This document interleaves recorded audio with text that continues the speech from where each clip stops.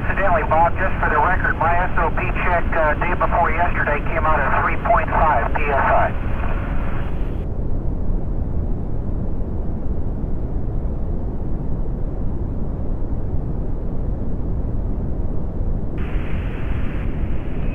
This is Houston. We can terminate the battery Bravo charging. Roger.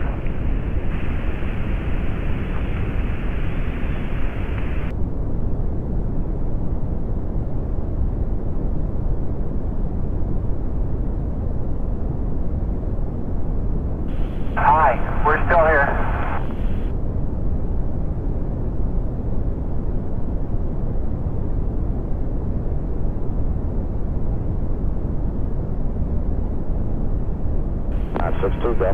Roger, you're loud and clear, and anything else to report?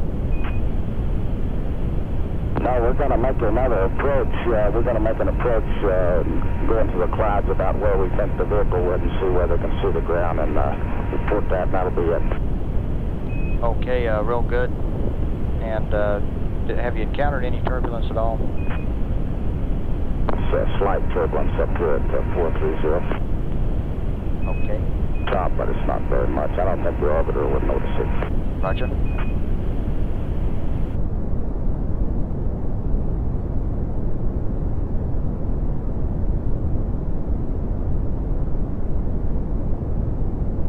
Going to take down a network line here for 20 seconds. We'll be back up with you after that. All righty.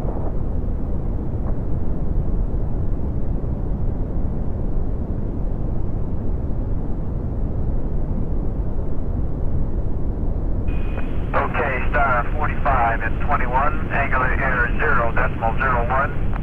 Delta X's were plus 0.09er, minus 0.05, plus 0.07. Delta Y was minus 0.04, plus 0.01, minus 0.19er.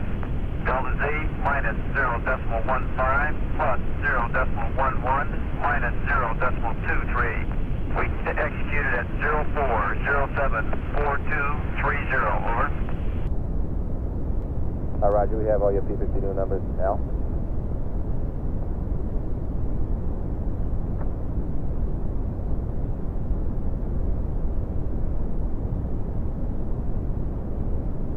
Now we know that one of them wasn't 5 balls.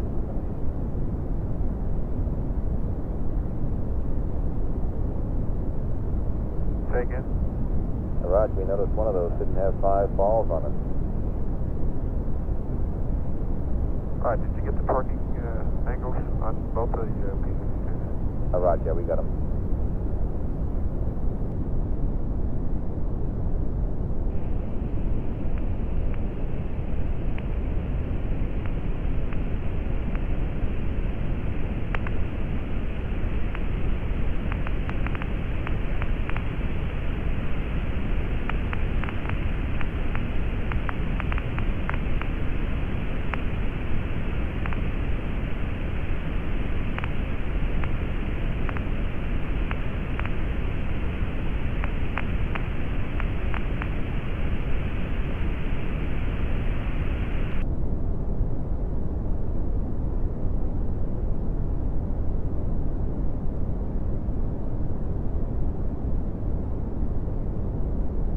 Delta P is plus 0.4, and we're going to secure the high gain and give you Omni Bravo. Alpha 324 is currently in testing awaiting its release to hungry players like you.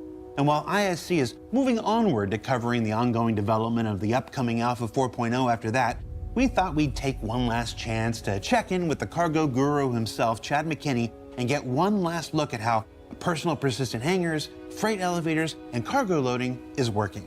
This is Inside Star Citizen, Alpha 324, Hangars and Freight. Let's go.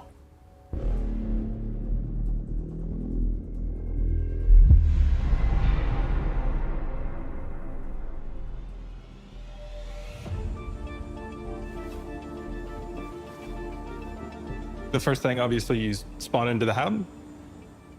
You can go out into the main section down at the bottom, depending on the station that you're in, meet up with your friends, make sure you're in a party together. At that point, you have lots of options available to you. You can either go to an item bank if you want to grab some smaller items, which there are numerous throughout the station, including actually in the hub that you're just in.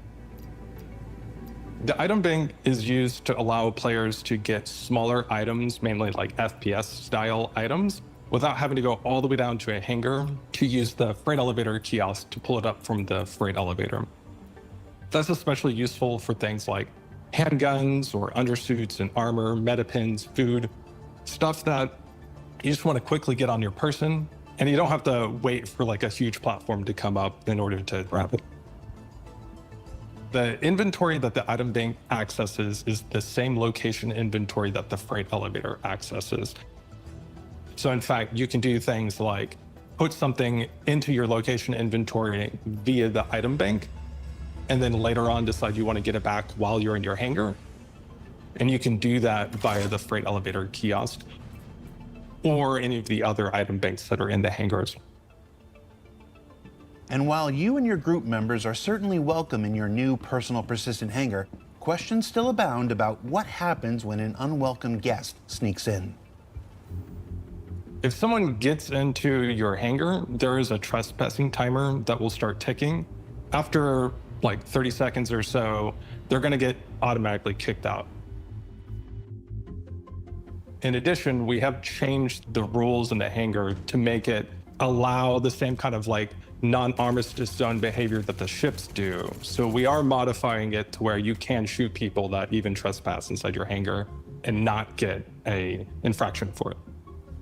At your home location, it will be your personal hangar, but if you go to a different place in the verse, then that hangar that was given to you is what we call a public hangar, but you're still the person that like has authority over it. So while you do, you have the same kind of rights. In many ways, these new hangars are your first home ownership in the verse, with not only the ability to defend yourself against intruders without getting a crime stat, but also your first abilities to customize and decorate your space as you see fit. The personal hangars are kind of the first real ownership in the world for the players. We've had ownership with the ships, which is great. You've been able to keep things inside them for some time now and, kind of customize it that way. But this is the first kind of like home, the first place in the world that actually is yours. And it's allow you to store furniture, you can store boxes, cargo, if you want to stockpile and be kind of clever with trading. Anything that, any flair, anything that you want that will help make it feel like home. But it's not the end. We have lots of plans for the future. You've seen things with all the base building updates, and also we've talked in the past about things like persistent habs, etc. So there's more that's going to be coming along this vein, but the personal habs are the first big step of ownership in the world for players. With armistice zones now removed from hangars, Persistence allows players to now set their most used items out for easy access before any launch. You can display your firearms, ship items, and more however you'd like. And in future releases beyond Alpha 324, this will include display cases for armor as well. Basically, almost anything in your inventory you'll be able to pull up via either the item bank or the freight elevator, and then you can directly leave them around in your hangar. Now, you do have to be careful about, like, if you want to call up a ship, leaving things on the platform may block it, so that could cause issues. However, we did expand the size of the hangars in order to give you more space in there to do exactly this. So we want to make it both easier experience to get in and out of some of these hangars, as well as give you more space in order to decorate it and make it feel like your own place. In addition to all that, another change that we've made is we've reclassified many ships in the game that were previously attributed to small hangars, now to the medium-sized hangars, so that they are a more comfortable fit as far as landing. And then in addition to that, also to make it more reasonable for maybe the amount of cargo or the items that you're moving in.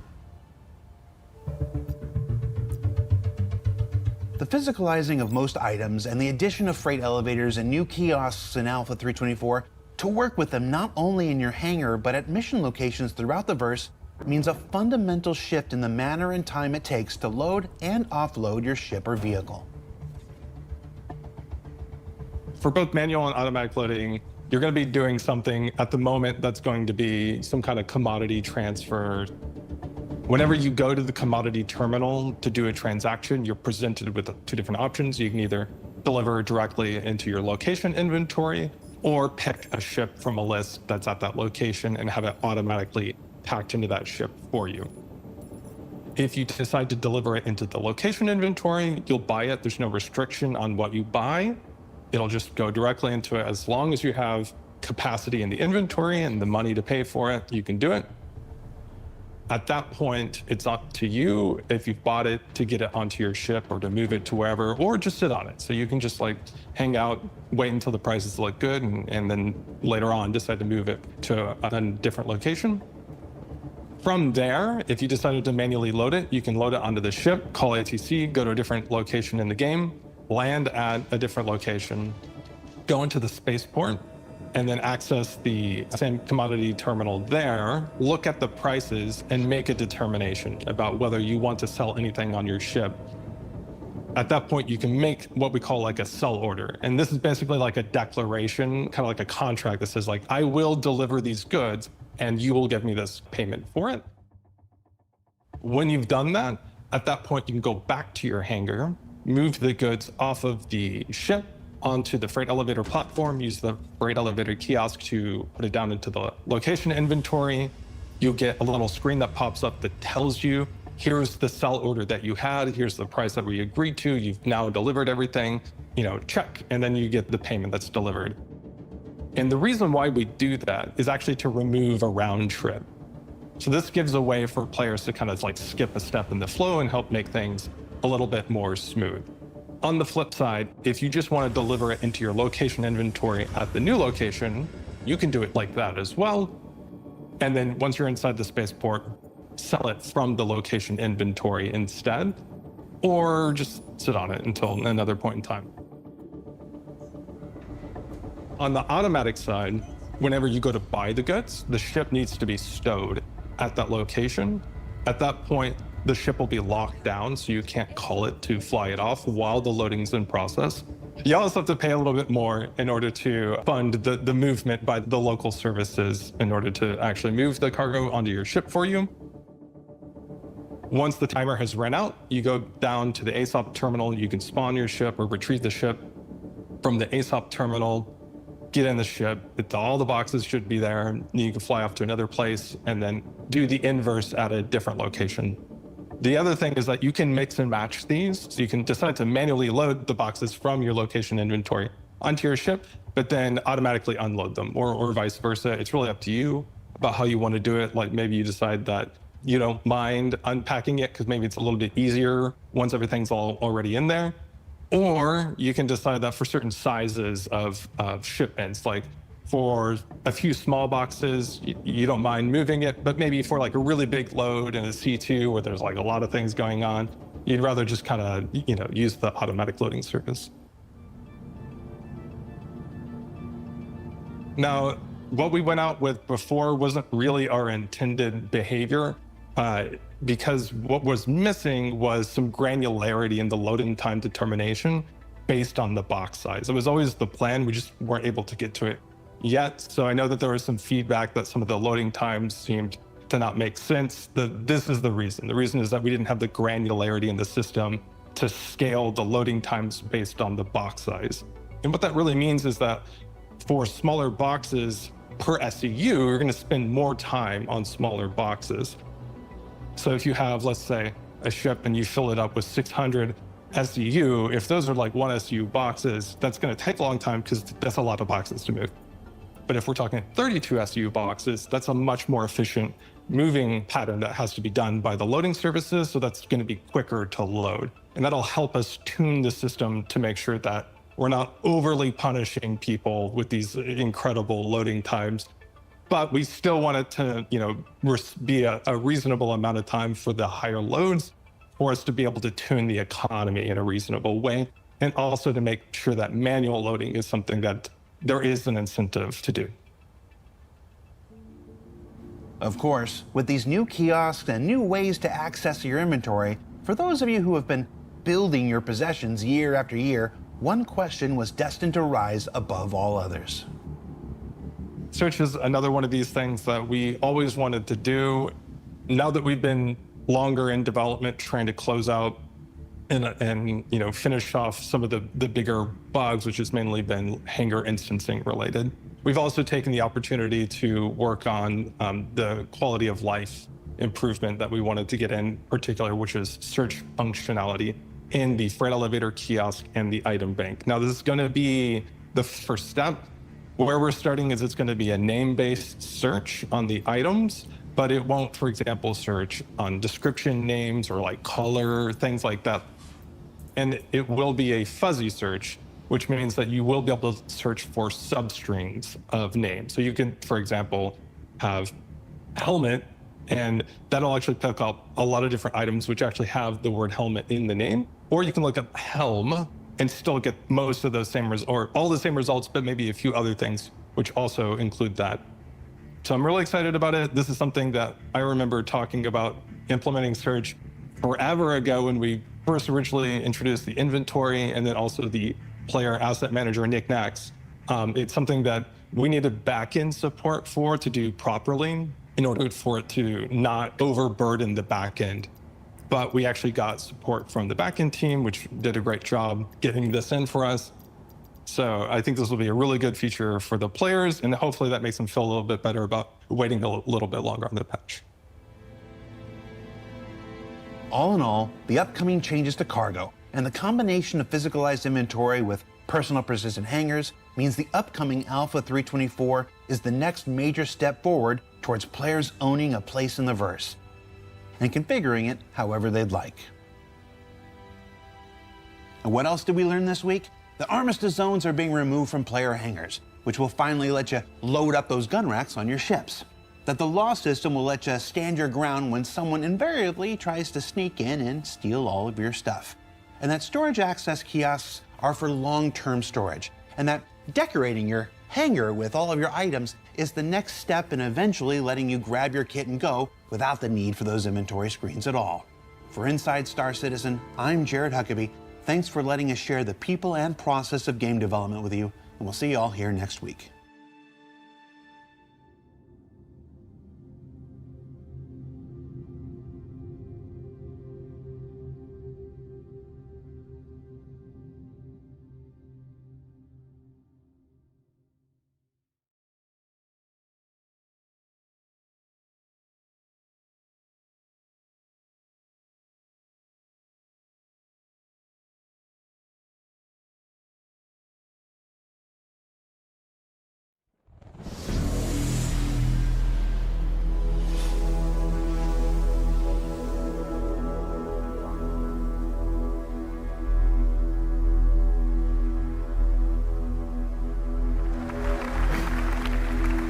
Hi everyone.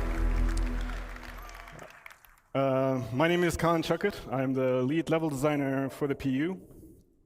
I will give you an introduction to our locations when it comes to the design, a high level overview of the design of our locations. I'm going to describe you the processes of our workflow and the goals that we aim to achieve. So to break down our process a bit, this is very high level, but it starts out with a pre-production phase, an ideation phase. Here everything starts out in the mind. We bring it down to paper, sketch, write, formulate a plan based on our overall design goals. And then it moves on to the blocking stage. You might have heard of this, like the white box and gray box phase. This essentially contains all of the gameplay that you would see in the final product. Basically, the way it's meant to be played, and we test this out with a lot of iteration and, yeah, a lot of testing. And it's basically, the white box is not in a stage where it's presentable, but that comes now. So on the right, as you see, the food court that Adam is going to be showing you later. Yeah, this is the final product, VFX, lighting, everybody had their pass on this. And level design or other designers still maintains the space and makes sure that the systems that get created are being retroactively implemented. All right, so one key aspect of game development in general is the balance of narrative, visuals, and gameplay.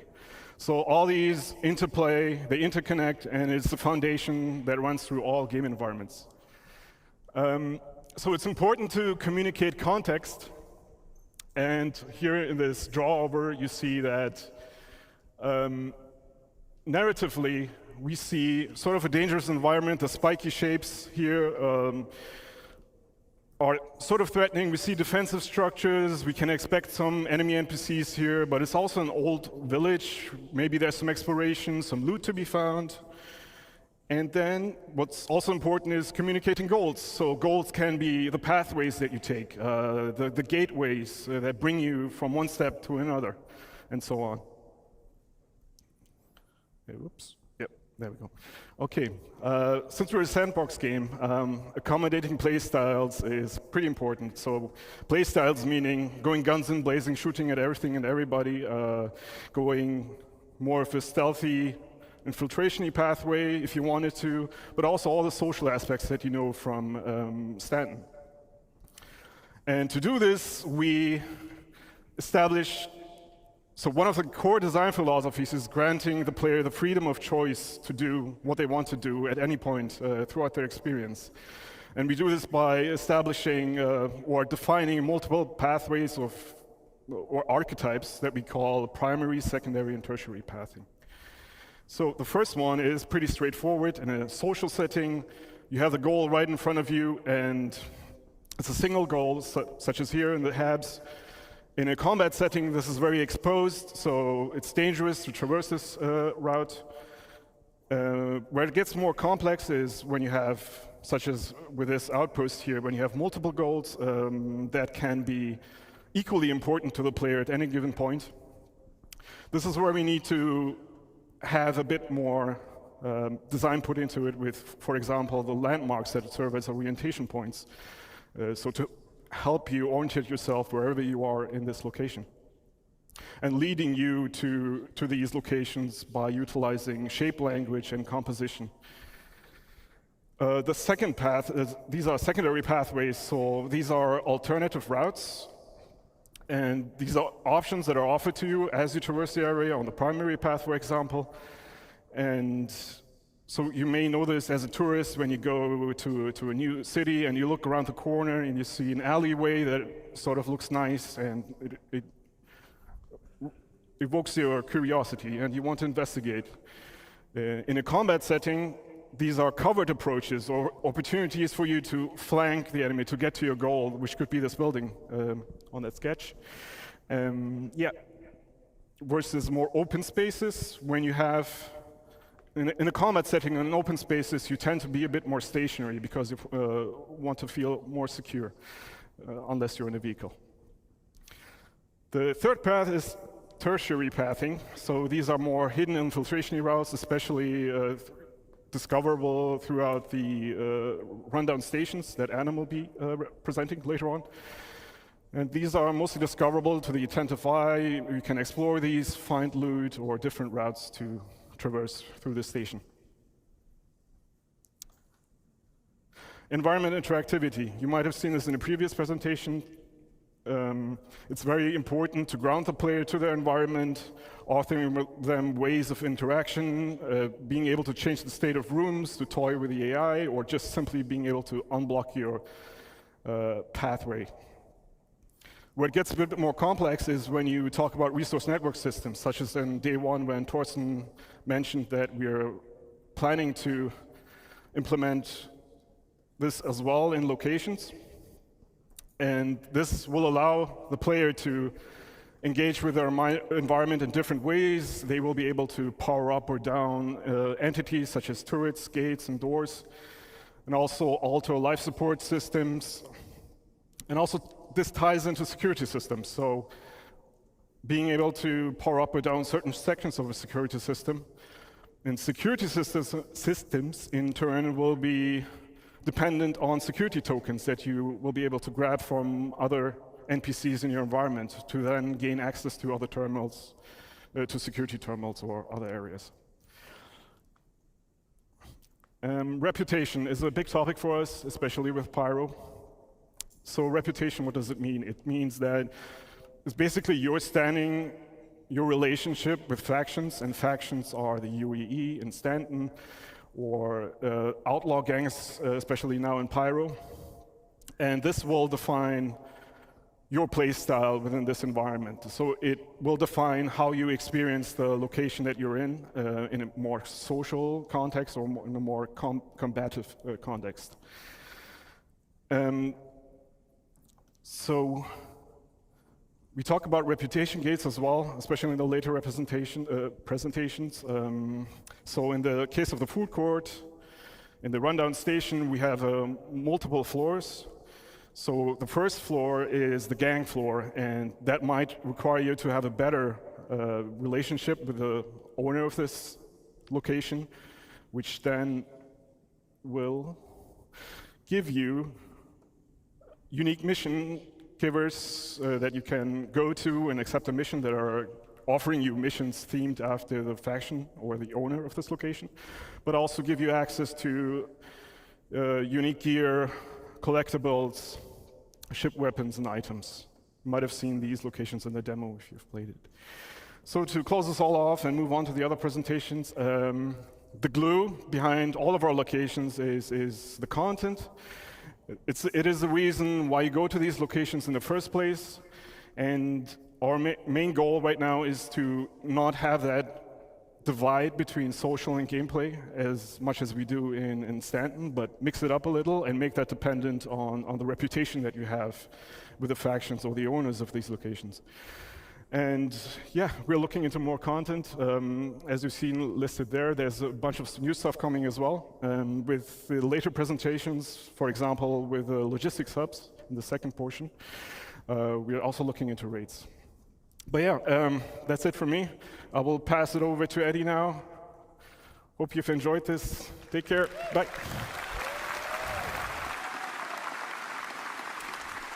Hi, everybody. So, I'm Eddie. I'm an assistant art director on Star Citizen for locations. Before we start, I'd like to mention that all of the footage we're about to see comes from our current stable builds. So all of that beautiful tech, all of those features that we've seen in the last 2 days is coming from our tech development builds.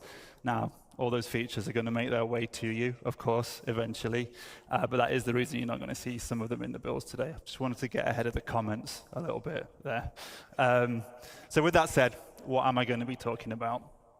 Well, I'm really excited to show you that the hard work that the Sandbox One team have been doing to expand our new outpost locations.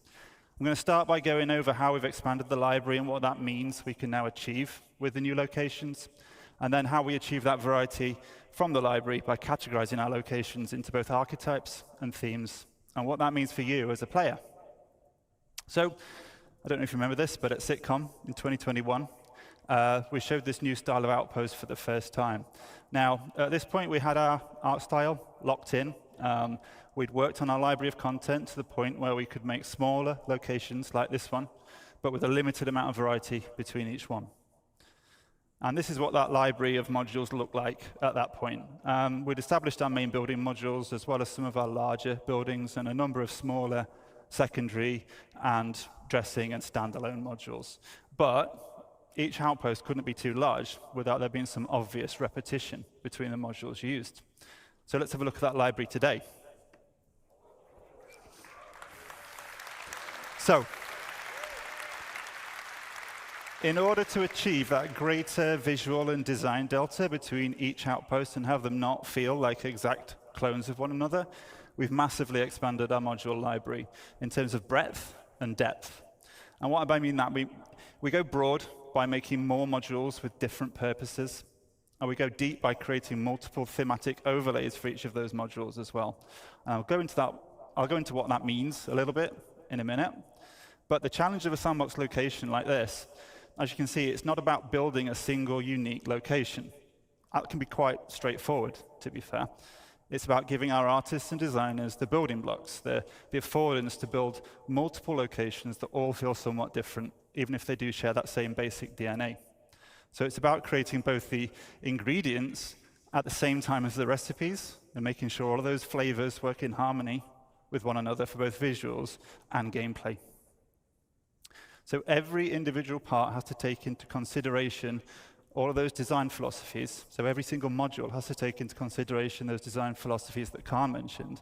But we also have to make sure that they work with those same principles when an artist or a designer combines them into any one of a number of different layouts. So the more ingredients we have to work with, the more recipes we can create. But with that complexity comes the challenge of keeping everything harmonious. So we like to think we've done a pretty good job with that. But that's me. Using this expanded library, we've been able to increase the individual location size because there's less of that obvious repetition between buildings within any single location. And we can't really call some of these large locations outposts anymore. They become something more like settlements and imply a larger and more established community.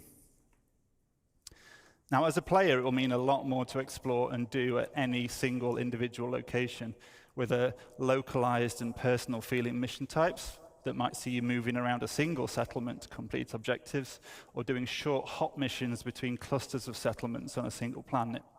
So you might head up to a ridge to repair some wind turbines. You could counter an outlaw attack from a neighboring outpost, or on the opposite side, you might be stealing or destroying vehicles for the criminal gang that you're working for. But in the art department, we always say, show, don't tell. So let's stop looking at slides and let's have a look at some of the locations in game.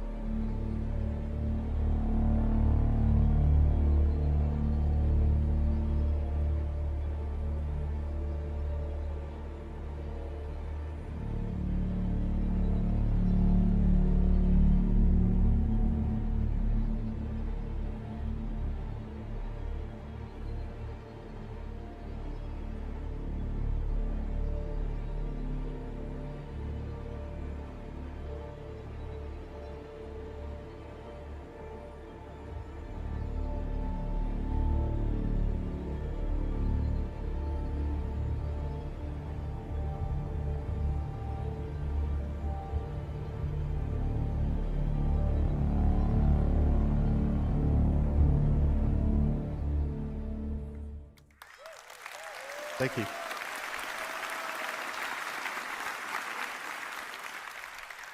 So what flavors of outposts did we just see there? Well, we categorize them in two different ways, as I said, and then we mix and match those categories together to provide that variation. Now, the first and primary category is the archetype, and they provide that core gameplay hook and define the main function of a settlement.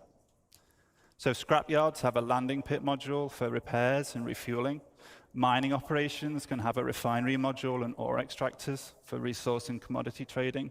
And trading posts themselves allow a broader range of item purchases through the dedicated trade building module. And I mentioned earlier some more like general mission types that you might find that would be agnostic of archetype. And the archetypes themselves reflect that primary gameplay function of a settlement, but there's also a middle layer.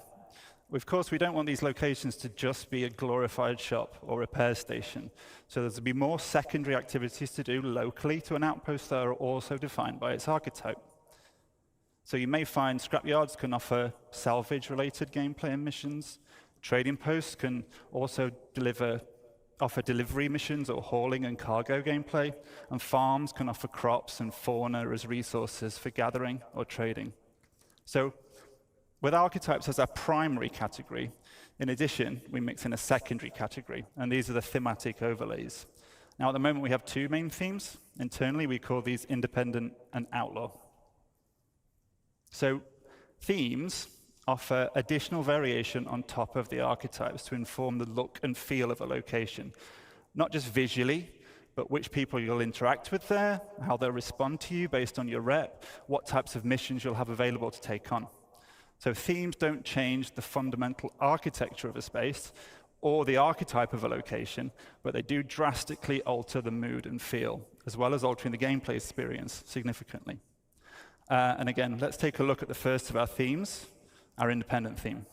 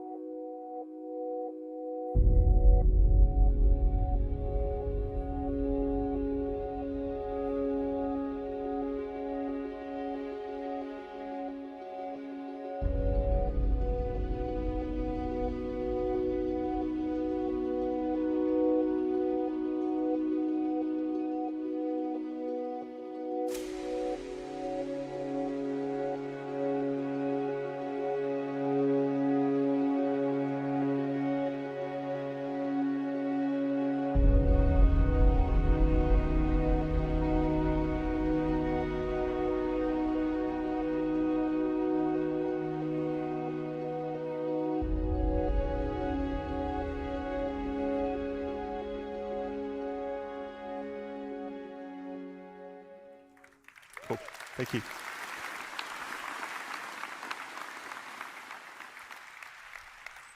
So, as a neutral player, the independent theme presents a much more social, visual, and gameplay experience. The primary visual read across both themes, so across both Outlaw and Independent, comes from those common architectural forms, and they're generally all more rounded and soft in shape, and the building manufacture techniques are more robust and primitive, with single-story dwellings built from stucco and bare metal. But for this theme specifically, we use soft textiles, warm lighting and color palettes, foliage, decoration that layer on top of those utilitarian structures to give that sense of home. And I use the word home for our independent theme quite a lot because we really want to get that feeling that this is home for the people that live there despite those harsh realities of frontier life. And in contrast to that, we have a theme that lies in a direct opposition to the independence, which we call the Outlaw theme. So let's take a look at that now as well.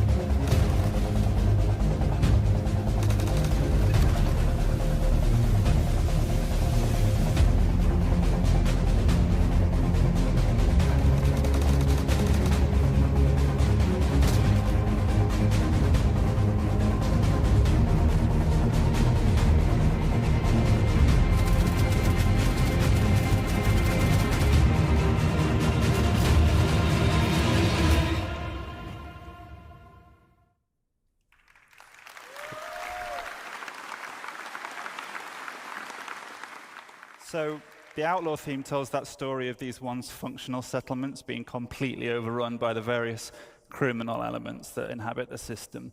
And visually, we have themes of a regressed and subverted civilization. So we layer on top of the architecture these spiked and aggressive forms, and we have evidence of a squalid living arrangements, and lighting comes from fires or poorly maintained fixtures. Some spaces are going to be recognizable as deformed versions of the independent theme, but some have been completely changed to more nefarious purposes. And while both themes employ all of the various alternative pathing and traversal considerations that Khan detailed just earlier, the Outlaw spaces are weighted more towards combat. But Just because these spaces are more dangerous and the experience can be more combative, that doesn't mean that the archetype of the outpost is lost. So if you as a player choose to be a criminal working up your rep with a headhunter gang, you'd be welcome at the trading posts and you'd be able to buy and sell items or take on missions. But you probably won't then be very welcome at the independent themed locations, and that's where you'd get your combat experiences. So while the outlaw theme looks very different, the functionality of those archetypes still remain. So I've talked about the kinds of outposts we've been hard at work on, and I hope you've enjoyed checking them out over the last 2 days in the Pyro demo. It's really made me very pleased to see people playing our content at last, so thank you for that. But where are we heading from here? Well, I hope it should be obvious that we're going to get these out for the first Pyro release. We still have some final optimization and polish passes to do across the whole library. And then we're also going to be expanding the amount of these locations throughout Pyro and beyond. And our tools allow us to do that very quickly now. And we've got the library as well to do it. And the new outposts are not limited to the Pyro system. They're completely system agnostic, so you can expect to see these outposts in other systems as well. And of course, we're going to look to add more ingredients, more of those modules to the library as well, to further expand the variety and depth that you'll be able to see at these new locations. We want to encourage more on-foot gameplay within a smaller ecosystem of a planet to give that more localized and personal feeling experience. Our goal with these locations, as with many of the others we're going to hear about today, is to continue to work on the gameplay so that every location offers a rich playground to explore. And I guess I'd like to finish just by thanking everyone for listening today. It's really great to see you all. And I'm going to pass you over to Nick, who's going to talk about some locations that are coming in the nearer future. Thank you. Bonjour tout le monde. Yoo! We are French Canadian on the here. Cool. All right, guys. My name is Nicolas Pinchot. I'm from Montreal. I'm assistant art director, and I'm here today to show you the next new derelict settlement we did. But just before that, I just want to say thank you to everyone who worked on that mandate. You guys made an awesome work.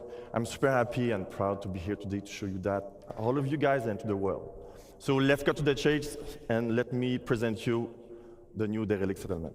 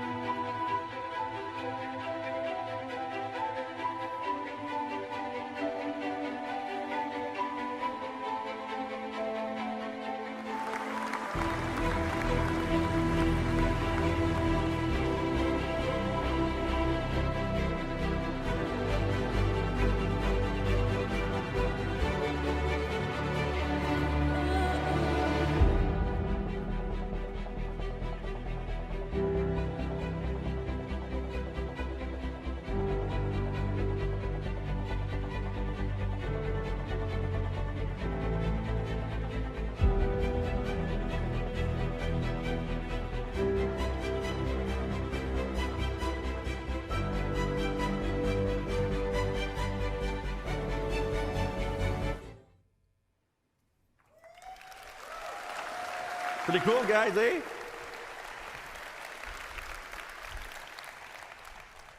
Oh, by the way, we made more than 4. It's not just 4. We made more than that.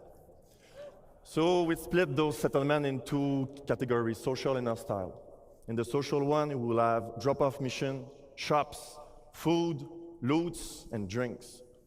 And hostile one, obviously, will be more focused combat. Let me show you what it looks like.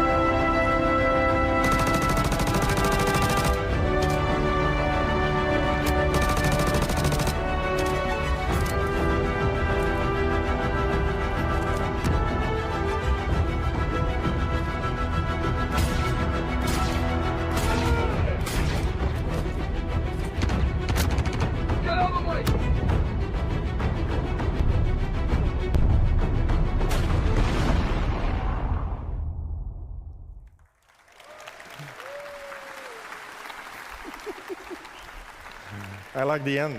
The end's awesome. All right, in summary, guys, we're going to have a lot of new location on planets, links with nice mission and good gameplay. And the most important, all those locations will be in Q4 this year, available in the game.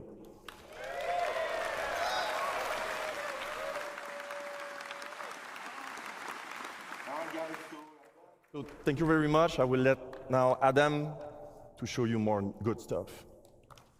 Thank you. Well done, mate. Yeah.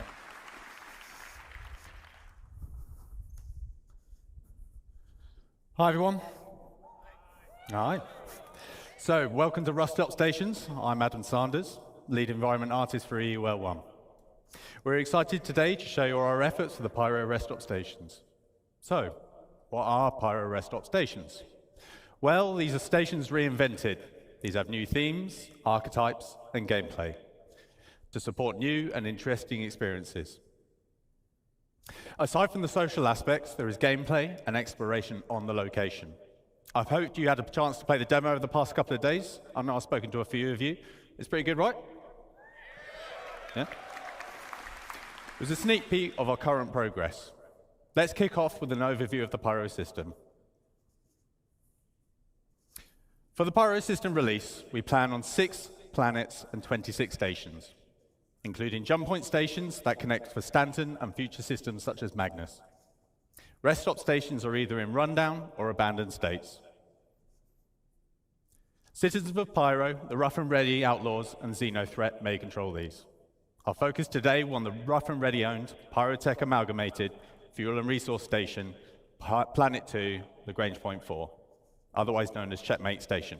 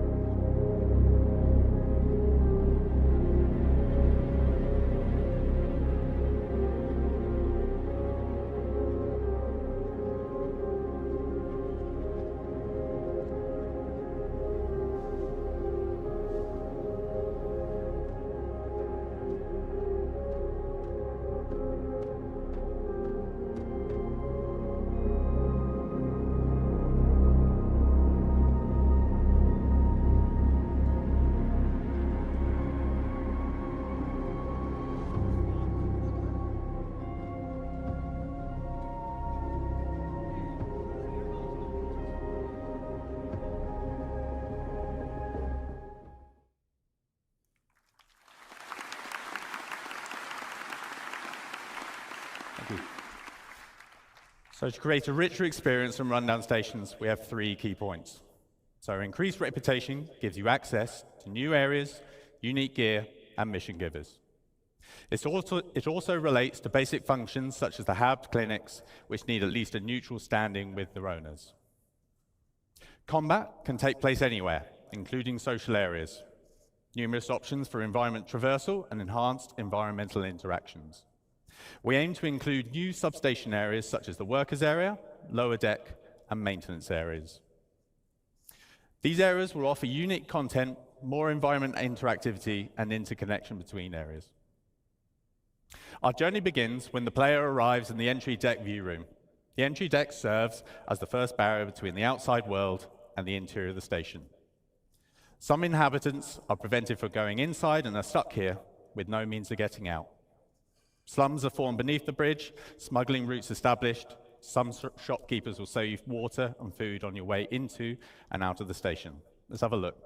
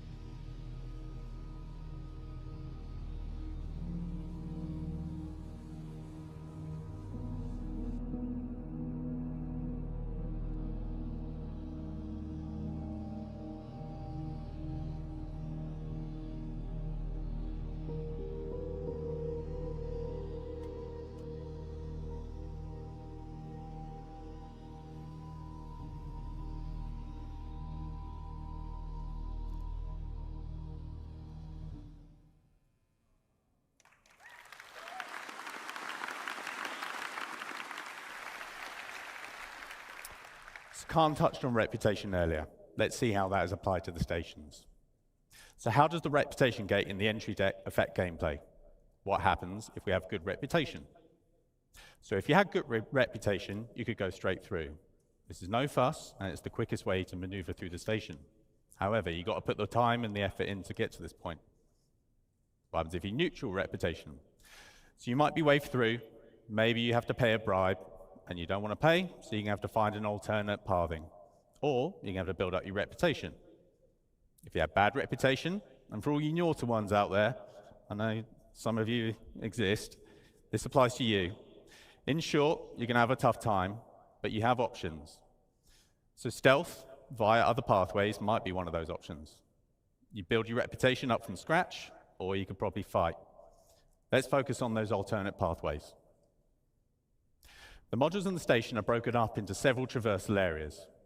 As with the other location archetypes, we define these spaces as secondary or tertiary routes, as opposed to the more official primary paths.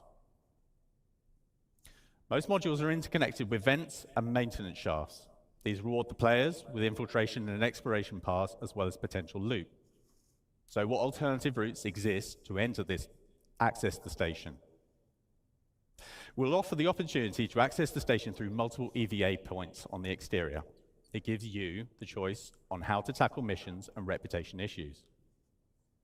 These alternative entries allow the player to circumvent the ATC loop completely, useful for when your reputation with the owners would normally prevent you from going through more official ways. These serve as spaces that provide content aligned or against the owners of the station. The maintenance hatch access points are a new common sublocation to the stations. The stations are planned to house maintenance areas that increase the interconnection between all the different sub-areas of the station. They act as alternative pathways the player can take to traverse from the entrance area to the Galleria, for example. Now let's have a look at our main social space. The market. A central location for the controlling faction, it houses all their nefarious activities. You can participate in their endeavors if you have the right rep. Let's have a look at some of those key features.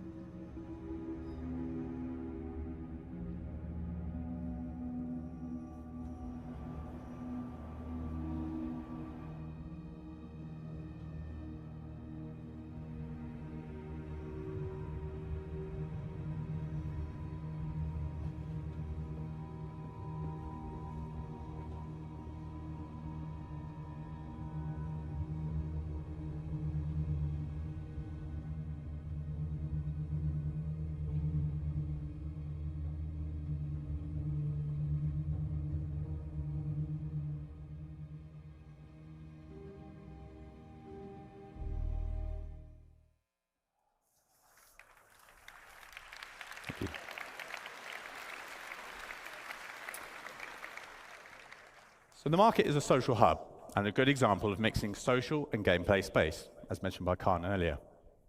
Another reputation gate can be found in the market. The ground floor is open to the common public. The upper floor is reserved to rough and ready outlaws and their associates.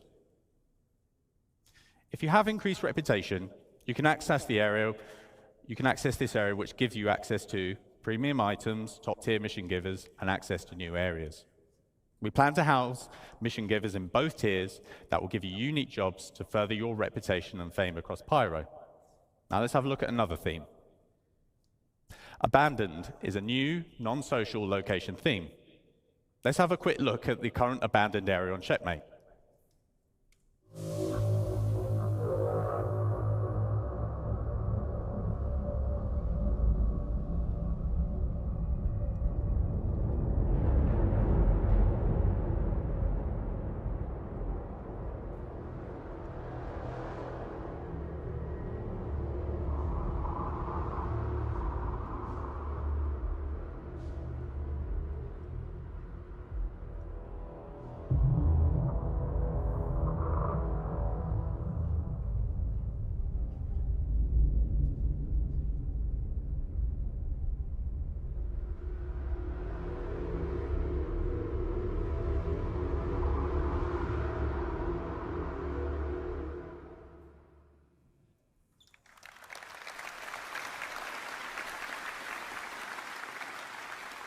Thank you. So we have entire abandoned stations as separate locations. On top of that, there are abandoned areas within the rundown stations. much like the ones you probably see in the demo. There will be around 15 of these around the Pyro system. These are accessible through airlocks and breaches or other means. We aim to enhance all the space locations with a lot more gameplay content. Loot runs, exploration, creatures, missions of various types with PvE and PvP content, just to name a few. We're also laying a focus on environment interactivity with potential retrofitting of occupied stations. With the future addition of security systems and the resource network system, we will have the means to further improve the experience within these spaces and offer new challenges. With power, life support, and gravity playing a key role to give the player a unique experience, especially in abandoned stations. So, what do Pyro rest stop stations bring to the game? So lots more variety in space stations, with more gameplay opportunities within a station location. Opportunities for exploration, hidden areas, multiple options for access or traversal. These are faction-owned, and reputation will affect the location and gameplay. These feature lots of new mission opportunities within social space and multiplayer opportunities for combat on location. So I hope you have enjoyed this sample of what stations will offer and had a chance to have a go on the demo the past couple of days. That concludes the Living on Edge presentation. Thank you for your time.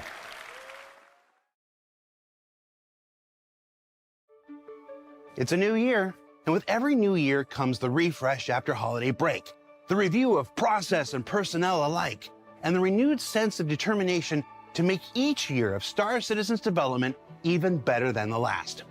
And in 2024, that includes the return of so many Squadron 42 developers to our persistent universe fold, all of which are working to add their features and advancements to the already stellar work of the SC devs we all know and love. And so to get this multi-month marathon started, let's throw it now to Chris, Alexis, Gennady, Inez, and Kian of the eponymously named Team Kian to show us a bit of what they're working on for Alpha 323. So we showed a lot of interesting things in CitizenCon, and a lot of which is from Kian's team. We're going to be bringing a lot of that to you guys soon this year. And we're going to be talking about the designs of those features and also how we went about making them. You're going to be doing a lot of these the next 4 months, aren't you? Yeah.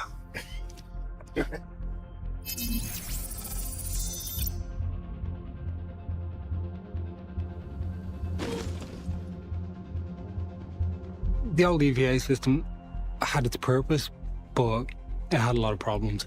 So the old EVA was not quite controllable. The entry and exit into EVA not being very smooth, a lot of face planting.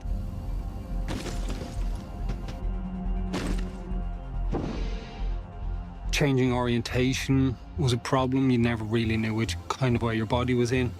The upright pose was a little bit awkward for traversing spaces as well. You couldn't really fit into narrow spaces, and it was a bit restrictive for transitioning around space stations and things like that, especially interior spaces. In addition to that, the sort of volume you take in order to rotate and look around is huge. It's basically rotating your body every time you just look to the right, look up, etc. That doesn't look terrible, but it doesn't look great, and it doesn't feel wonderful if you're in a confined space because, again, you're clipping against everything.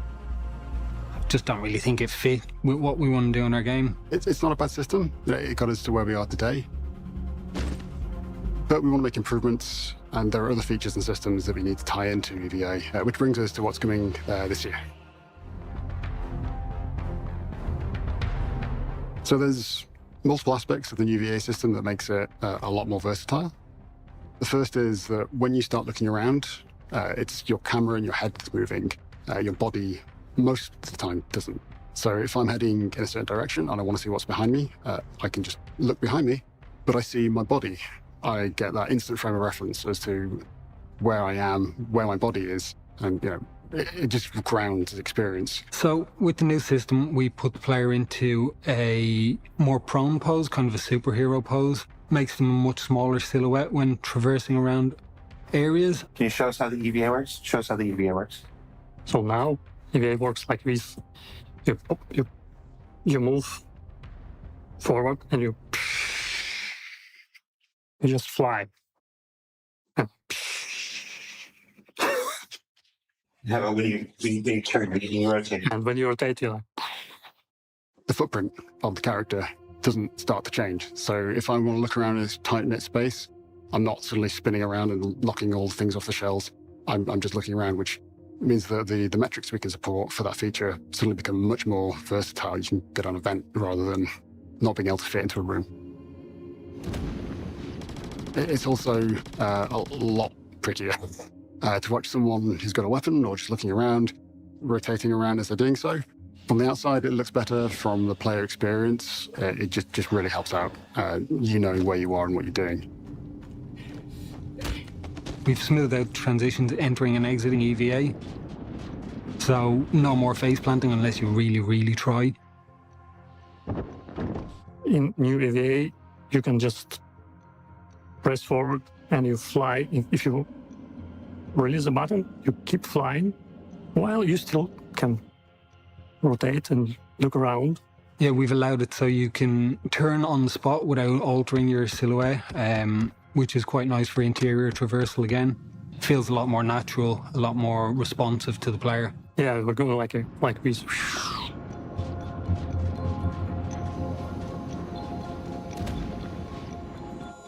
Great. The features we're going to be bringing out at some point later, soon. We've got zero-G traversal, and that's you attaching to a surface. In the previous system, again, because the character was upright the entire time, it just wouldn't have gelled well with that feature. You're effectively in prone, but attached to a surface, and you're moving along that surface or gliding along it if you sprint. That just transitions really nicely from the pose we have for zero-G traversal to the EVA pose. It's almost exactly the same. It's also very similar to prone. So, for example, if you were in an event and all of a sudden the gravity went out, you could run along it in zero-G traversal or move around it in EVA without changing what your body's doing, which just means that it's a far more seamless experience. There's much less chance of anything going wrong as a result of that as well. We've also introduced the EVA fuel and momentum. So once you start traveling forwards in one direction, you'll keep going in that direction until you press another input or the space brake to stop. This becomes especially important when we introduce EVA fuel. So you'll have a finite amount of fuel, and just that little boost could be enough just to get you back to the safety of a space station or your ship. It sets us up nicely for zero-G push-pull, which comes further down the line. So in terms of what that means for user player and what you're going to be doing with this feature, it allows us to use EVA to get you guys going from your ship to another ship, from your ship to an abandoned space station. You can fly inside ships and space stations without gravity now, without fear of bashing your head and your legs all over the place. It really makes it a much more smooth and easy to use system. And honestly, at the end of the day, it's just more fun. I enjoy just flying in and out of test levels between ships, etc. With the old system, it's a bit slow and lackluster. With this, I feel like I'm a superhero while I'm going around in space. So yeah, the new EVA feature, as you guys see it today, it's hopefully going to look even better once it gets into your hands. And yeah, we're really excited to see what you guys think of it.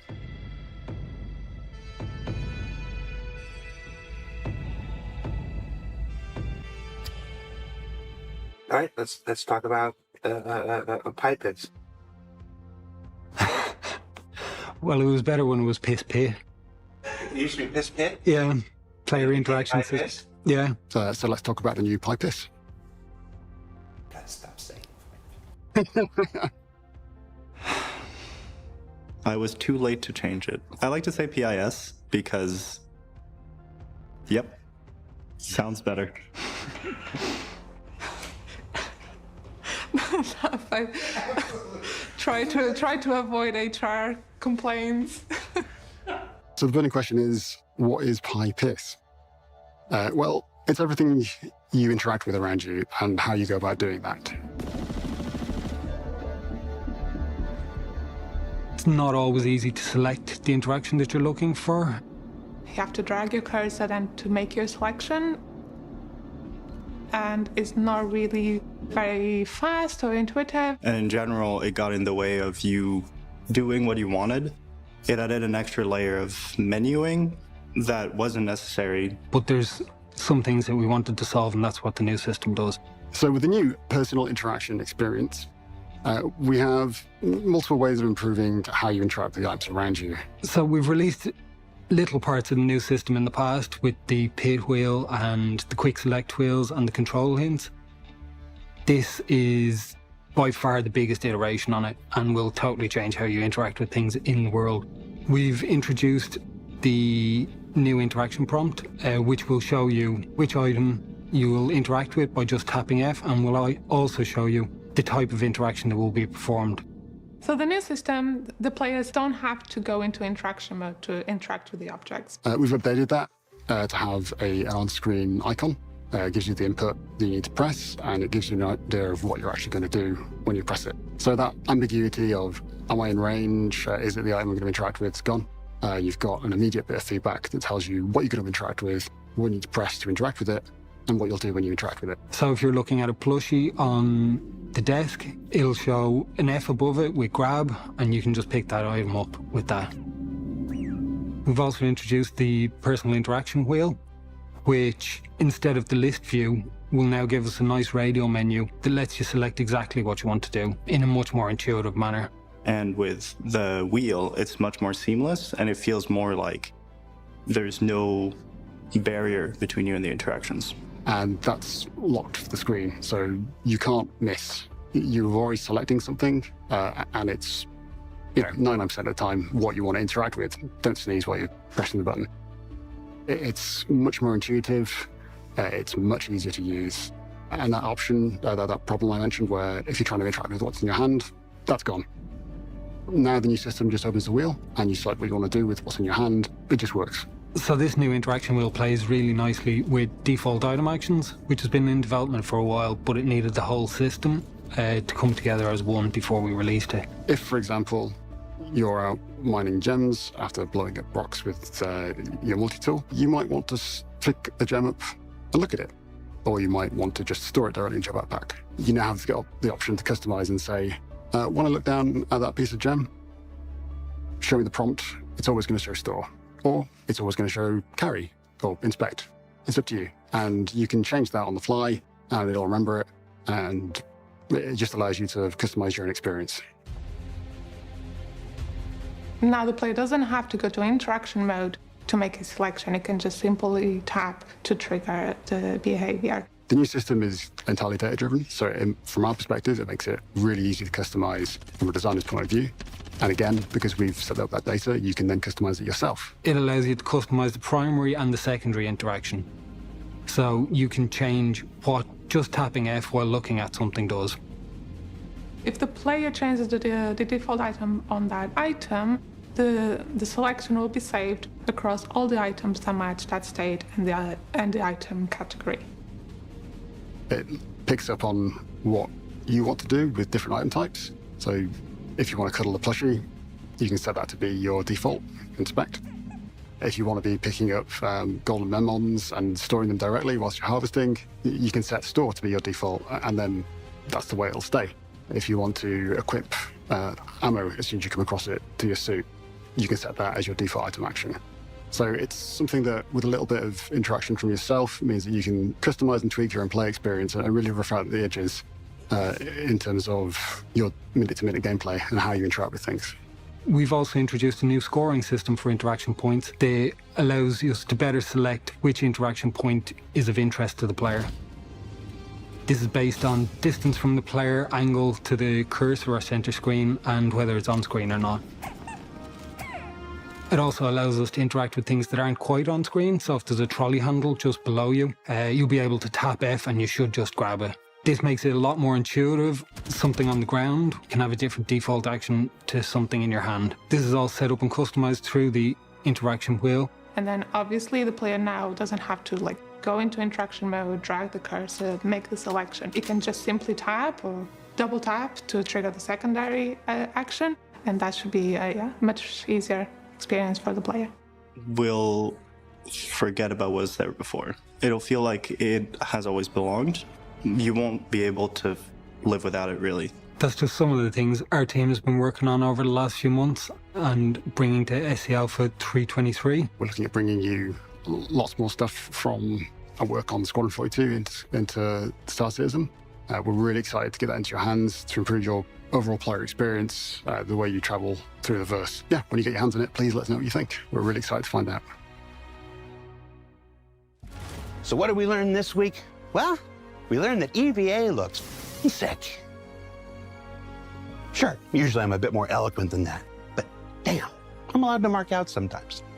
That the way we interact with the persistent universe around us is getting a whole lot more intuitive and customizable.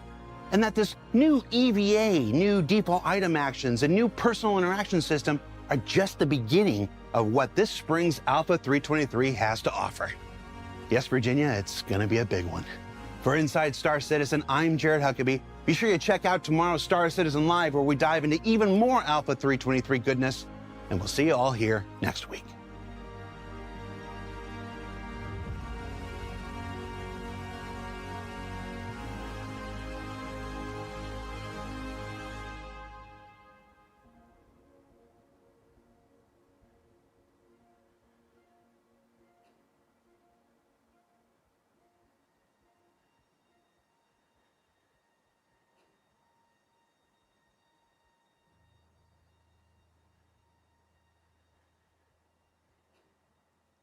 Da da da da da da da da da da da da.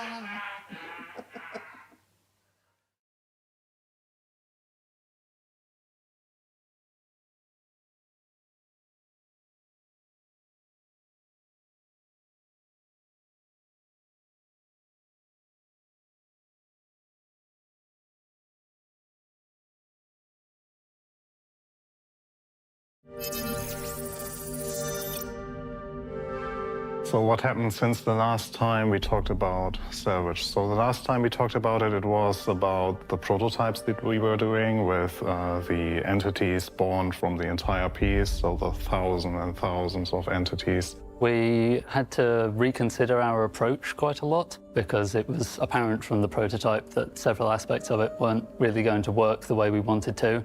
With the demo failing, or basically showing us the limits of our engine, which was the entity count, by showcasing that it takes a really long time to spawn all the entities that would fit the size of an 890 jump. We also had to reconsider some things because we wanted to get this in players' hands as soon as possible. So that means making a few adjustments to the scope. We were asked to come up with a solution by the end of this year, which is structural salvage.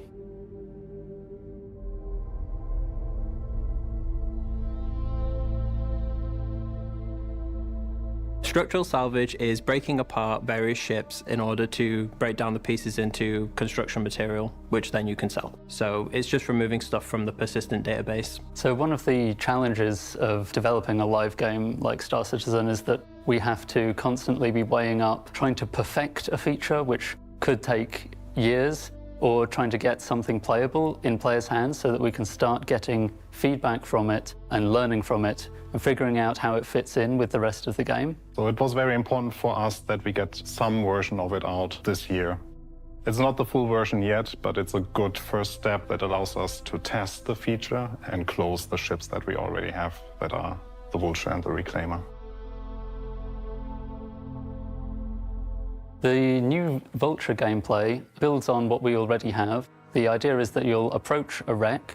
We want to encourage you to use the hull scraping first, so you don't lose the RMC in the process. Which is higher value per SEU than construction materials. So the Vulture is equipped with a resonance field, which allows you to charge up energy on the target.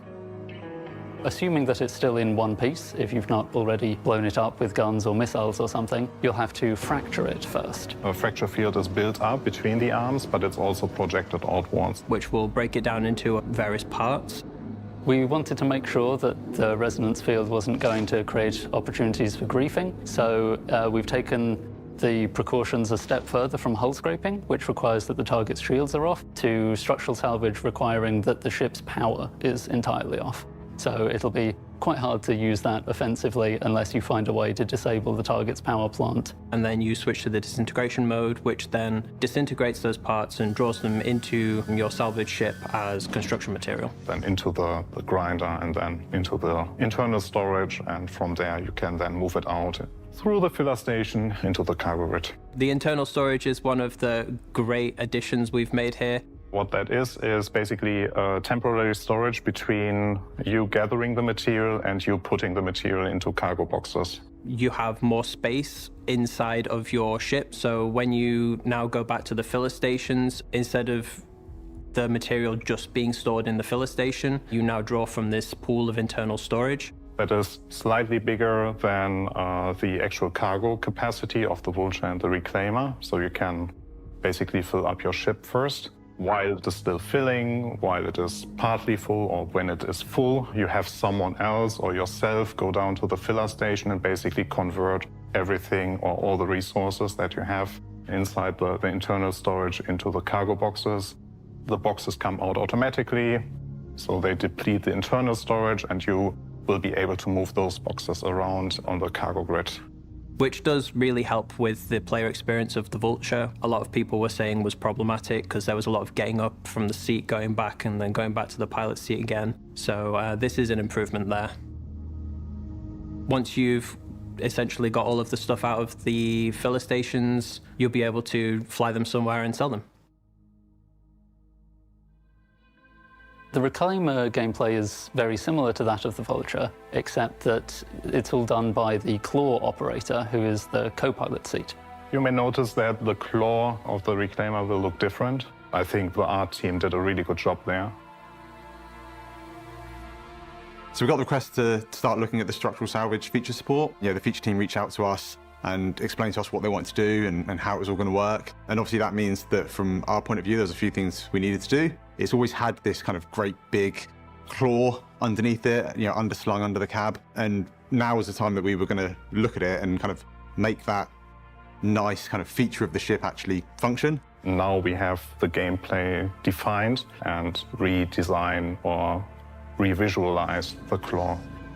We didn't want to just kind of start from scratch. We wanted to take the essence of the original, but rework it to a way that now made sense with how the actual feature works as a whole. One of the things we wanted to do was make sure that the claw was in the player view when you were sat in the operator seat. And because of that, we tried a few different options out with the claw kind of like facing forward originally, and then we kind of had it facing up. We wanted to have the hand of the claws actually upward facing so that we have it easier accessible by the tractor beam gunners on the Reclaimer so they can feed into the hand.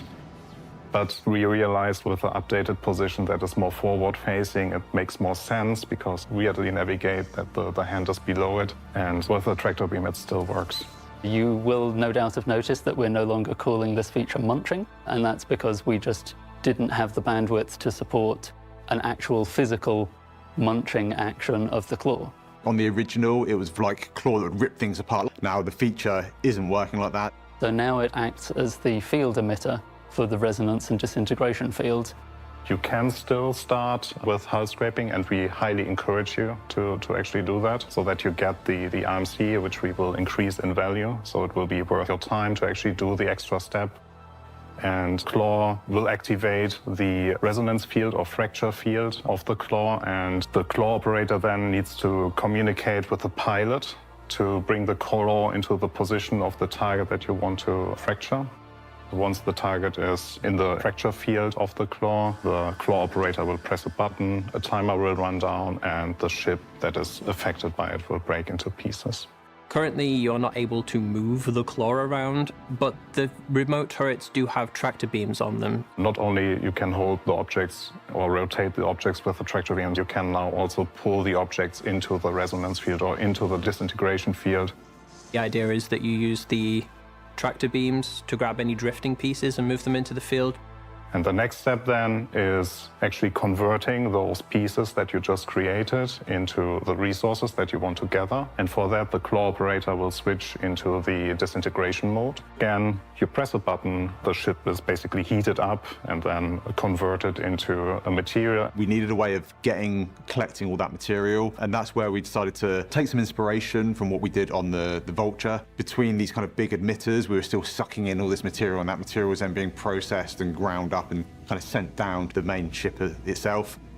And then directly moved into the internal storage of the Reclaimer. The filler stations in the Reclaimer have been changed as well, because the Reclaimer is such a big ship, and having it just one SCU containers for like 360 SCU of space was laborious. To that, we also allow you to create bigger boxes now on the Reclaimer. So it's not only the 1 SCU boxes that you currently have, but it's 1, 2, we don't have 4, but we have 8 and 16. Which then you can go about stacking to your heart's content. We really wanted to reduce the amount of back and forth that you have to do, and we think it's a good solution. One of the distinctions with the Reclaimer, though, is that it can break apart basically any size target, whereas the Vulture is limited to only up to a certain size of ship. So currently, anything above, I think it's the Star Runner, can't be fractured by the Vulture, which is something you would need the Reclaimer to fracture. So if you can find one of these big wrecks, obviously there's a lot of material to be gained from this, which means obviously more SCU to be sold at the end, which is vastly more profit. We like to think that it would be more profitable to do this than the Vulture, but obviously the Vulture is still very much convenient if you're a single player who goes around doing single player salvage. We're still very interested in enhancing the destruction side of structural salvage, more similar to what was originally conceptualized with munching, but we're going to have to wait for Maelstrom to be more fully realized before we can start experimenting with that. So we've done a few things to improve the quality of life of salvage in general. First of all, the Vulture has some interesting features that you can control each of its little salvage arms independently, so that you can hold onto a target with a tractor beam. Some of the elements that you will have in front of you, the sum of all the pieces that you will have in front of you, will be too much for your cargo hold.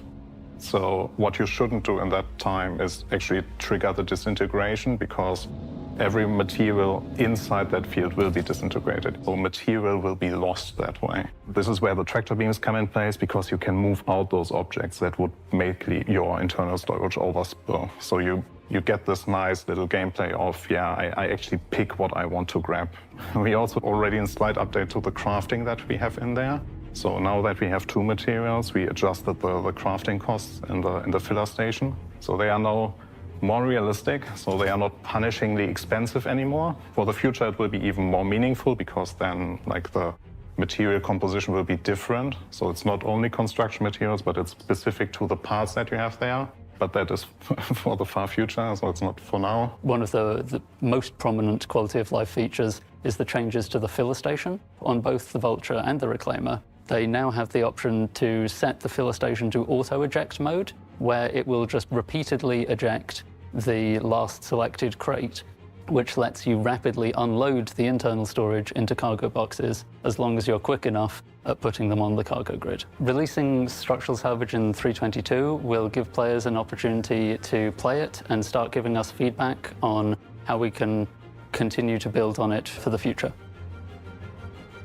Salvage, like its industrial profession cousins, mining and cargo, is an iteratively developed feature that gets its next evolution in the upcoming Alpha 3.22.